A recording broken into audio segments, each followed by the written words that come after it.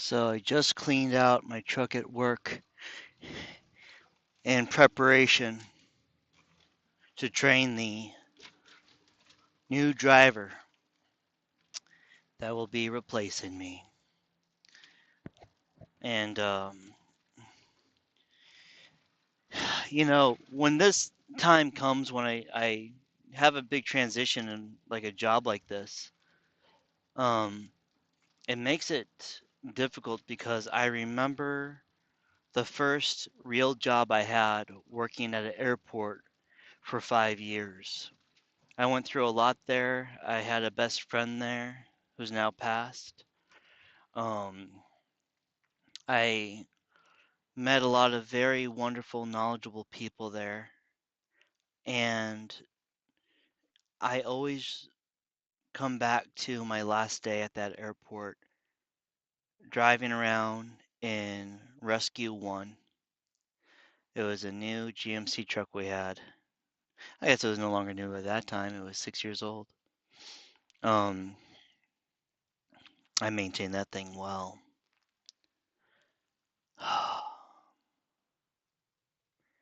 And it still hurts remembering that last shift driving around that airport.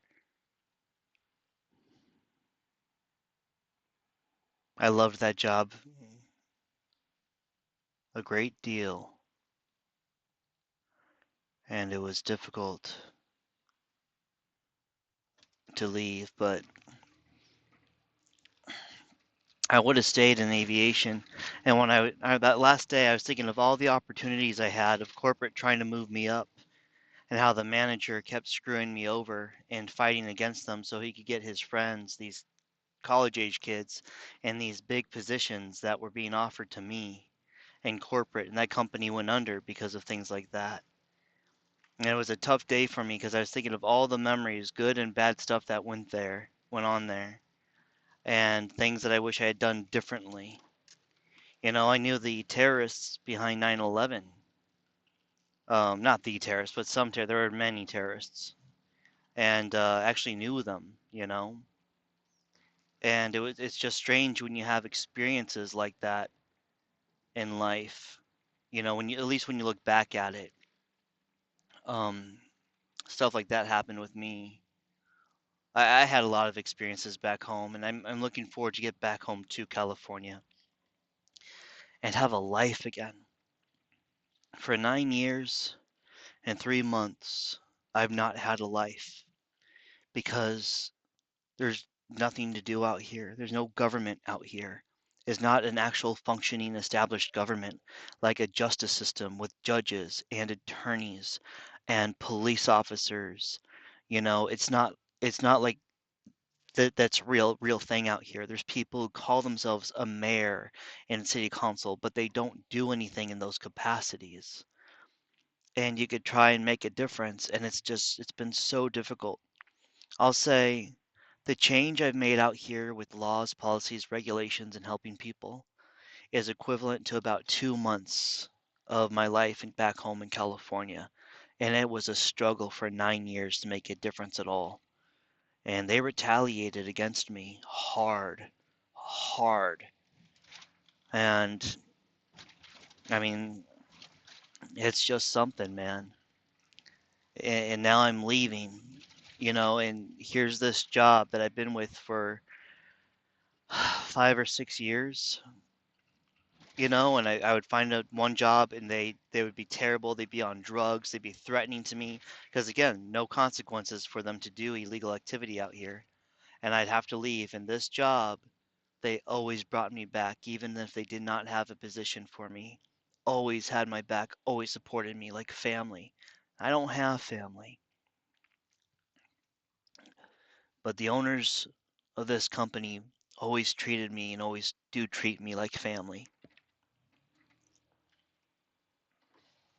And no one's ever had my back like this company.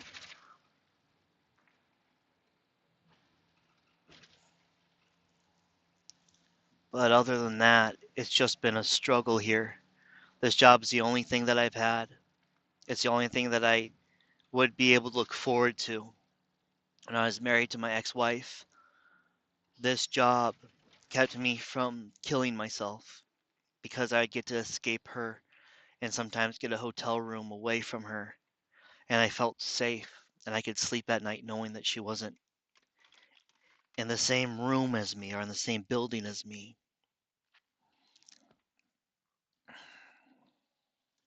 This job and this company, the owner, it's for the resources I needed to get through everything.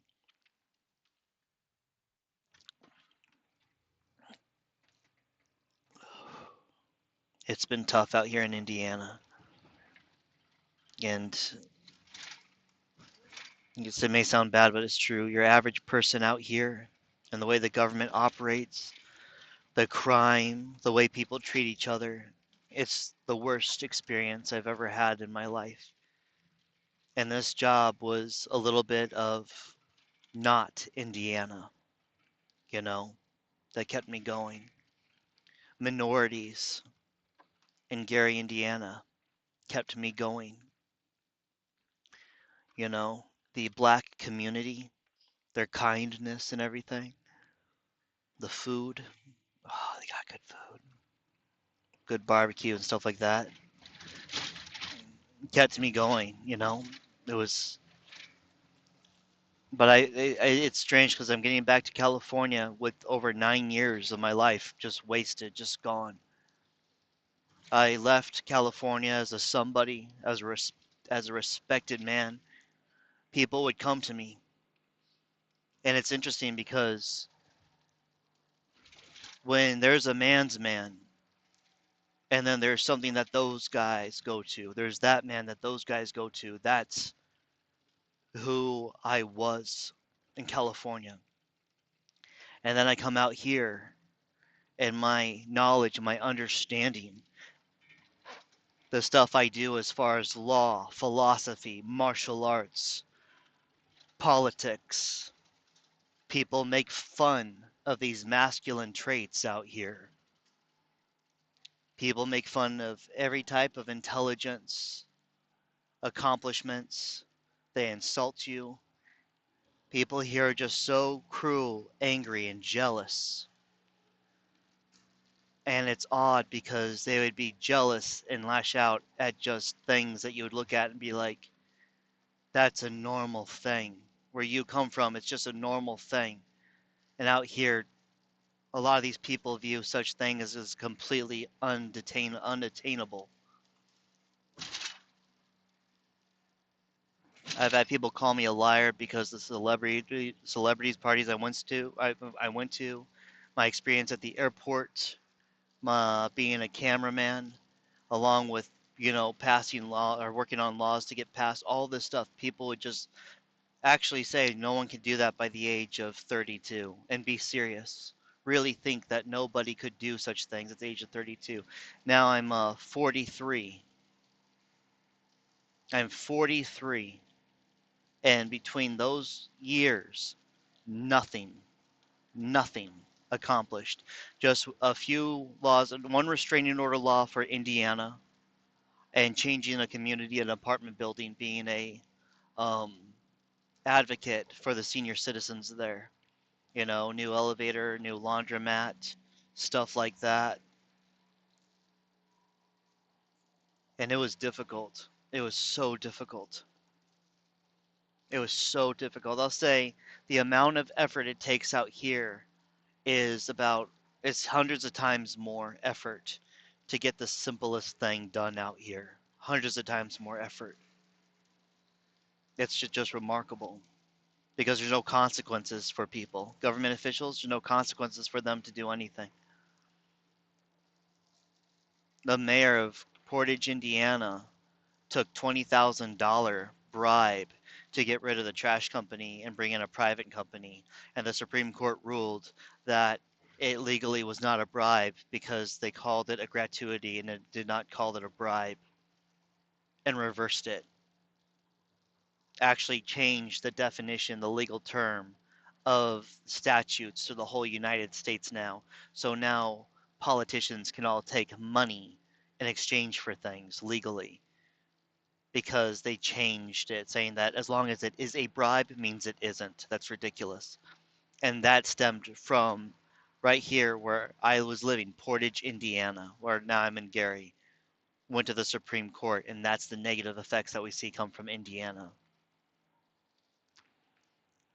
But I can hardly wait. I can hardly wait to be a somebody again. You know, unfortunately, the harm that Indiana, the corruption here from the legal system will stay with me when I go back home.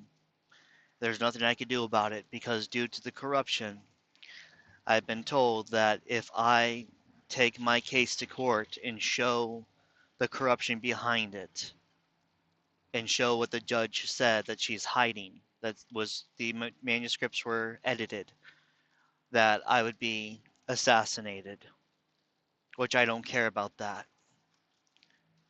But most attorneys are. That's why they don't want to take the case. They just have to go in there and show what the judge said and how the judge took it off record. Despite the fact that the judge is dead, the corrupt judge that still does the same thing, that looks like she's also part of human trafficking, is now part of the highest court, the appeals court of Indiana. What's her name? Something DeBoer, Mary DeBoer, and she replaced Mary Harper and protected her corrupt actions and illegal activities. But that's just normal to them here. It's so normal to them here that they all always say it's like that everywhere. I've met over 100 people here, and whenever corruption comes up, as long as they are from here, they always say that's everywhere. Every single person has said it, and they don't see a problem with it. But that's how corrupt it is here. I can hardly wait to go home and be a somebody again. And if I can, from the distance, hire an attorney to bring my case back to court and show what that judge did and said and get my name back.